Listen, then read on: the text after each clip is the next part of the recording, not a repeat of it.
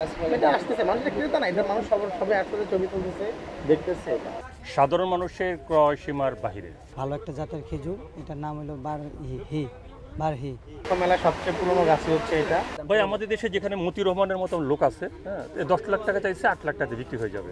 এটা এক বাংলাদেশি গাছ, এটা লোকাল বট গাছ, লোকাল আম্বর।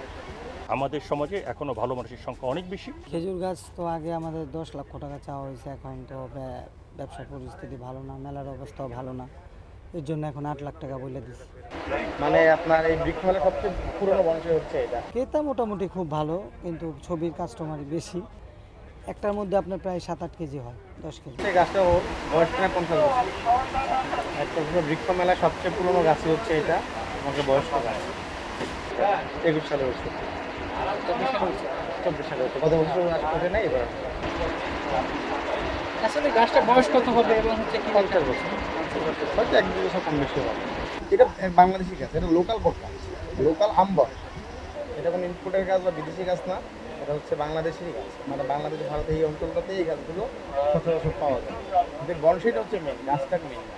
মানে এই গাছের শেপটা, এই আকৃতিটা, এই ডিজাইনটা যে করছে একজন বনসাই শিল্পী, তার প্রায় বিশাল সময় লাগছে। বনসাই বনসাই গাছের দাম কিন্তু এরকমই থাকে, আমরা জানি যে থাকে 5 লাখ 5 লাখ, 10 লাখ, 13 লাখ থাকে। 13 আরো লাখ টাকা এত দাম যে হচ্ছে গাছ। এই বয়স সবচেয়ে বেশি।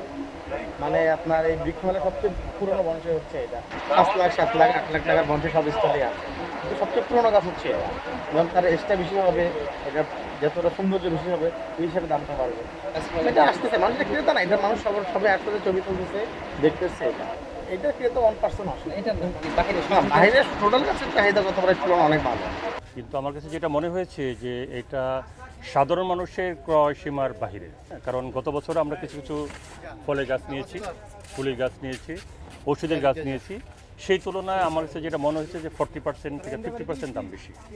এইটা আমার মনে হয় যে আরও একটু সহনীয় পর্যায়ের যদি এটা দামটা হয়, তাহলে সাধারণ মানুষ বৃক্ষরোপণের প্রতি যে আগ্রহ এটা বাড়বে এবং এটার আলটিমেট আমরা ফলটা পাবো আর কি পুরো দেশ এবং জাতি।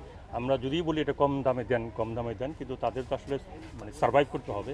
যে এখন তাপমাত্রা কত, এটার মূলে কি, এখন মানুষ দিনে দিনে আসলে কনসার্ন হচ্ছে যে বৃক্ষরোপণের কোনো বিকল্প নাই।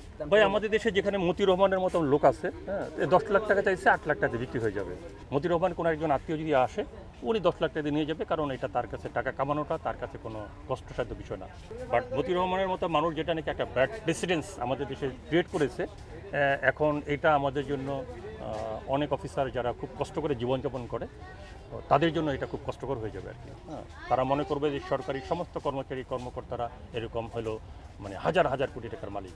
আমাদের সমাজে এখনও ভালো মানুষের সংখ্যা অনেক বেশি এবং তারা সত্যি তাদের যে সীমিত আয়, এই আয় দিয়ে তাদের জীবন নির্বাহ করে। খেজুর গাছ তো আগে আমাদের 10 লক্ষ টাকা চাওয়া হয়েছে, এখন তো ব্যবসার পরিস্থিতি ভালো না, মেলার অবস্থাও ভালো না, এর জন্য এখন 8 লাখ টাকা বলে দিচ্ছি। এটা সৌদি আরব থেকে আনা হয়েছে, ভালো একটা জাতের খেজুর, এটার নাম হলো বারহি।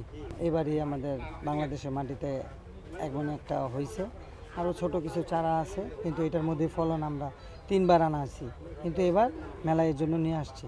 আশা করি সকল মাটিতেই হবে, ওটা একটা প্রসেসিং আছে আলাদাভাবে। ক্রেতা মোটামুটি খুব ভালো, কিন্তু ছবির কাস্টমারই বেশি। এই খেজুর আপনার একটা থাকার মধ্যে আপনার 8টা, এর আগে হয়েছে 8টা, এখন হয়েছে 6টা। একটার মধ্যে আপনার প্রায় 7-8 কেজি হয়, 10 কেজি। 5 লক্ষ টাকা বলছে, 3.5 লক্ষ টাকা বলছে।